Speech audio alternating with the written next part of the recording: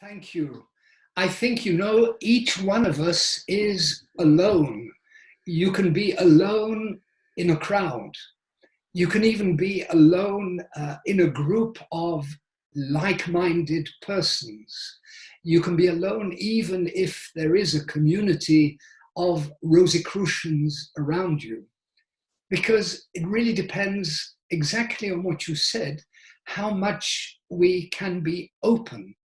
And in spite of the fact that because of our destiny, because of our karma, we find ourselves isolated physically, we're somewhere where there is no center of the Golden Rosy Cross, where it's difficult or impossible to participate in the activities of the Golden Rosy Cross in a real live experience.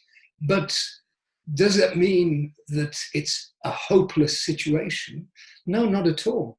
Not because we have this possibility of the link up, and because there's this webinar, and because the school today is using all the possible media and channels to communicate across the globe with people in Bangladesh who are responding to the school, where we have no experience of what it's like to live in Bangladesh. We have an idea what it's like to live in Brazil, or what it's like to live in the United States or in Europe, and so on. And coming back to the core of the point, that you don't have to be isolated, because the communion that one can find is a spiritual communion. And of course, it is much easier, and also magically, I wanted to say, but also spiritually, very invigorating to be able to be in a group, because the group takes us along. We're sometimes ahead of the group, sometimes the group is ahead of us, and we're sharing, we're communicating, we're experiencing life as we experience it.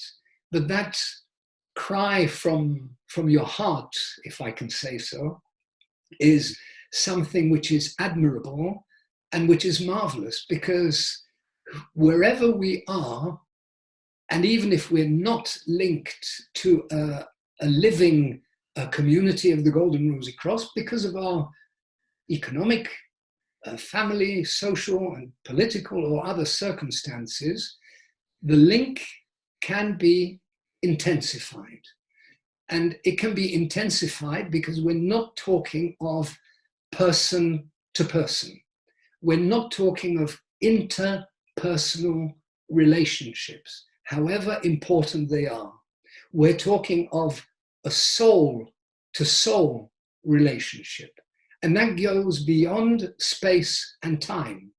So you may have a webinar, you may have a book, you may attend virtually one or another session, but what is most important is to realize that inner community, to realize that inner temple that each one of us, whether we're attached physically to a community or not, has to build in himself, in herself.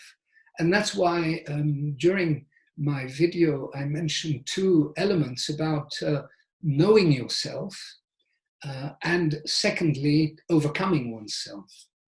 And knowing yourself is not only to know oneself as me, as a personality, as who I am, but also to know myself as being a dual being.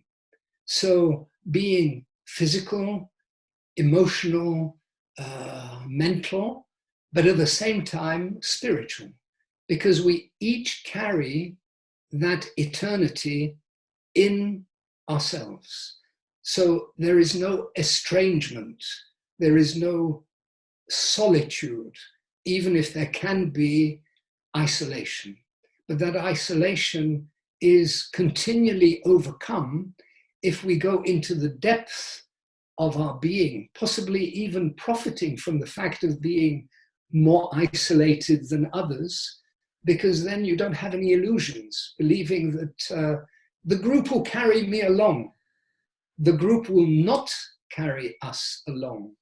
We are carrying each other along in this spiritual adventure of building that inner temple, and doing it thousands of kilometers away or 1 kilometer away, it's nearly the same thing. Because if there is that aspiration, you break through any space and time constraints, and you enter into eternity, which is that eternity of that inner temple, which is there, it's being built. Because otherwise we wouldn't be talking to each other. Otherwise you wouldn't be taking the effort of having this contact, as each one of us is having this contact through the webinar. I hope I've